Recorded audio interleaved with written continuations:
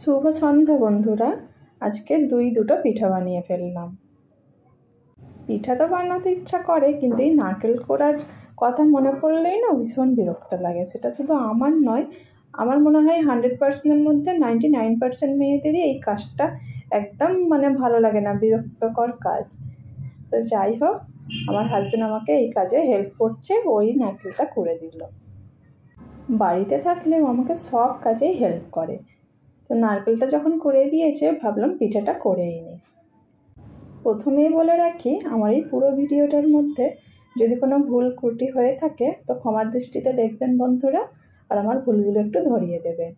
আর এই ভিডিওটা একেবারেই রিসেন্ট নয়, কিছুদিন আগে আমি পিঠে বানিয়েছিলাম, তখনই আমি ভিডিও ক্লিপ নিয়ে রেখেছিলাম। আর সঙ্গে সঙ্গে এডিট করা সম্ভব হয়নি, আর টাইম পাইনি একেবারে। তো আজকে একটু হাতে সময় ছিল, ভাবলাম এটা এডিট করে পোস্ট করি। সবসময় যে এমনটা হয় তা কিন্তু নয়। অনেক সময় যেদিনের ভিডিও যেদিনের ফটো ক্লিপ নিয়ে রাখি সেদিনেই পোস্ট করে দিই। আবার কোনো সময় হয় কি, এডিটই করার সময় হয়ে ওঠে না, সেদিনও পোস্টও করা হয় না। তো ওই ভিডিওটা রয়ে যায় ফোনের মধ্যে, তো সেটাই পরে এডিট করে পোস্ট করা হয়। সেটা মনে হয় সবার ক্ষেত্রেই হয়। আমরা তো হাউস ওয়াইফ, সবসময় তো সময় করে উঠতে পারি না। তো যখন সময় পাই তখনই এডিট করে পোস্ট করার চেষ্টা করি। তোমরা সবাই কেমন আছো বন্ধুরা? আশা করি যে যেখান থেকেই দেখছো আমার ভিডিওটা, সকলে ভালো আছো, সুস্থ আছো। আলহামদুলিল্লাহ, আল্লাহ তাআলার রহমতে আর তোমাদের দোয়ায় আমিও আমার পরিবারও অনেক ভালো আছি, সুস্থ আছি। তোমাদের কাছ থেকে আমি যেভাবে ভালোবাসা পাই, আশা করি আগামী দিনেও সেইভাবে ভালোবাসা পাবো। আর তোমাদের সবার কাছে আমার রিকোয়েস্ট, আমার ভিডিওটা কন্টিনিউ করার। তোমাদের সাথে গল্প করতে করতে ওদিকে আমার নারকেলের পুরটাও রেডি হয়ে গিয়েছে, আর আটাটাও দেখো সেদ্ধ করা হয়ে গিয়েছে, ভালো করে ছেনেও নিয়েছি। তারপরে এবার আমি সব পিঠেগুলো বানিয়ে নেব খুব সুন্দর করে। এই পিঠে করতে গেলে কিন্তু অনেকটাই ধৈর্য লাগে, যেমন ধৈর্য লাগে তেমনই পরিশ্রম। আর কেউ যদি একজন হেল্প করে তাহলে আর এই কষ্টটাকে কষ্ট মনে হয় না, অনেক ঝটপট আর তাড়াতাড়ি হয়ে যায়। এই যে আমারও এখানে অনেক তাড়াতাড়ি হয়ে এসছে, কারণ আমার হাজব্যান্ড আছে আমাকে হেল্প করার জন্যে, সে পাশেই আছে। তো আমি গোল্লাগুলো করে এবার আমি পিঠেটা খুব সুন্দর শেপ করে নেব। এই যে দেখুন, আমার সব গোল্লাগুলো ভালো করে সুন্দর করে গোল গোল শেপ করা হয়ে গিয়েছে। এবারে এটাকে আমি, যেটা আমাদের ভাষায় আমরা যেটা বলি, খুলি করে খুব সুন্দর করে ভিতরে পুরটা দিয়ে খুব সুন্দর একটা ডিজাইন করে নেব। আসলে কি বলুন তো, শীত তো ভালোই পড়ে গিয়েছে, আর বাড়িতে প্রথমের দিকে একটু পিঠে পুলি না হলে শীত যেন মনেই হয় না। কদিন আগেও আমি পাটিসাপটা পিঠা বানিয়েছিলাম, আপনাদের সাথে শেয়ারও করেছি। তখন একদমই হালকা হালকা শীত ছিল, আর এখন খুব ভালো মতনই শীত পড়ে গিয়েছে। যখন বাবার বাড়িতে থাকতাম, বিয়ের আগের কথা বলছি আমি, তখন আমার দাদি, নানি, আমার কাকিদের এইগুলো দেখলে, যখন পিঠাগুলো বানাতো, তো ওনাদেরকে দেখলে আমি ভাবতাম যে আমার দ্বারা এইসব হবে না।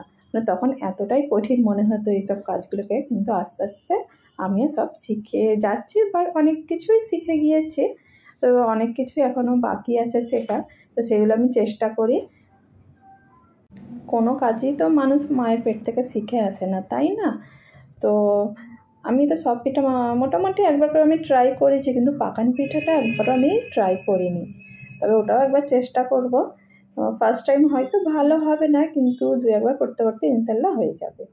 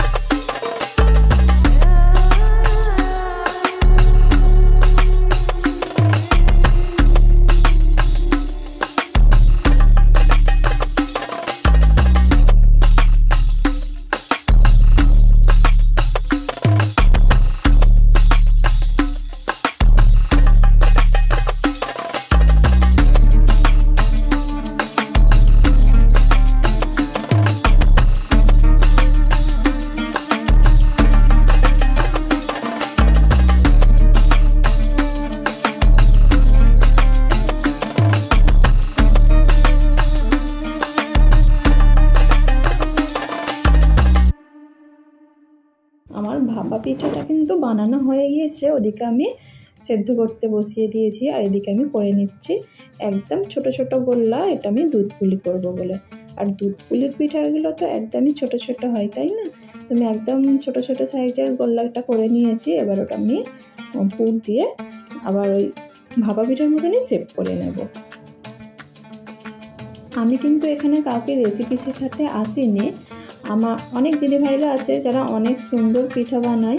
তো আমি এখানে আমি যে দুটো পিঠা বানাচ্ছি সেটাই শুধু শেয়ার করছি। আমি কিন্তু কাউকে রেসিপি শেখাতে আসিনি। আর কারো যদি ভালো লাগে বানাতে পারেন। তো আমার পিঠাগুলো কেমন হয়েছে অবশ্যই কিন্তু জানাবেন প্লিজ। এই পিঠেগুলো কিন্তু আমাকে কেউ হাতে ধরে শেখায়নি, আমি নিজে নিজেই দেখে দেখে শিখেছি, সবার দেখে বা ফোনে দেখে।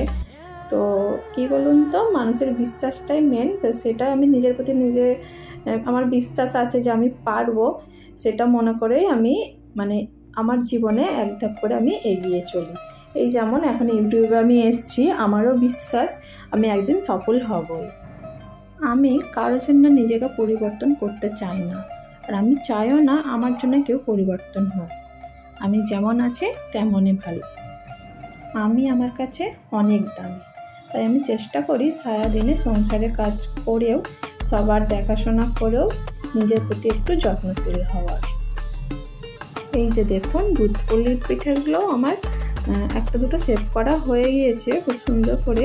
এর থেকেও হয়তো ছোট করা যেত, কিন্তু আমি করিনি। কারণ কি বলুন তো, অনেকটাই রাত হয়ে গিয়েছিলো পিঠাগুলো করতে করতে, প্রায় 12:30টার মতন হয়ে গিয়েছিলো। তো সকালে মেয়ে স্কুলে যাবে, সেটার জন্যেই হাজব্যান্ড বললো খুব একটা ছোট করতে হবে না, যেমন একটা নর্মাল হওয়ার মানার মতন করে নাও, তা নাহলে অনেকটা রাত হয়ে যাবে। আমিও ভাবলাম ঠিকই বলছে, তো আমিও খুব একটা ছোট করার চেষ্টা করিনি। এই যে ভাপ পিঠাগুলো আমার খুব সুন্দর করে সেদ্ধ করা হয়ে গিয়েছে। এই যে দেখুন, খুব সুন্দর উঠেও গিয়েছে। তো আপনাদেরকে একটা কথা বলে রাখি, এই যে ভাপানোর জন্য যে বোলটা আমি নিয়েছি, ওই বোলটার গায়ে না আমি একটু তেল মাখিয়ে নিয়েছিলাম। কি বলুন তো, অনেক সময় হয় কি পিঠাগুলো গায়ে লেগে ছিঁড়ে যায়, তো পিঠাগুলো একদমই নষ্ট হয়ে যায়, মানে কাউকে দেওয়ার মতন থাকে না, দেখতে বাজে লাগে। তো আমি নিজের বুদ্ধিতেই ওই তেলটা মাখিয়ে একবার চেষ্টা করেছিলাম, তো দেখেছিলাম অনেক সুন্দর হয়েছে, একটাও ছিঁড়ি না। তো তারপর থেকে আমি তেল মাখিয়েই ওই পিঠাগুলো দিই। তো আপনারাও এই টিপসটা আমার ফলো করতে পারেন, আশা করি আপনাদের উপকারী হবে। তো গরম গরম পিঠা আমি নিজে আগে একটা খেয়ে টেস্ট করছিলাম, এত কষ্ট করে বানালাম, নিজে খাবো না, তাই প্রথমেরটাই আমি খেয়েছি।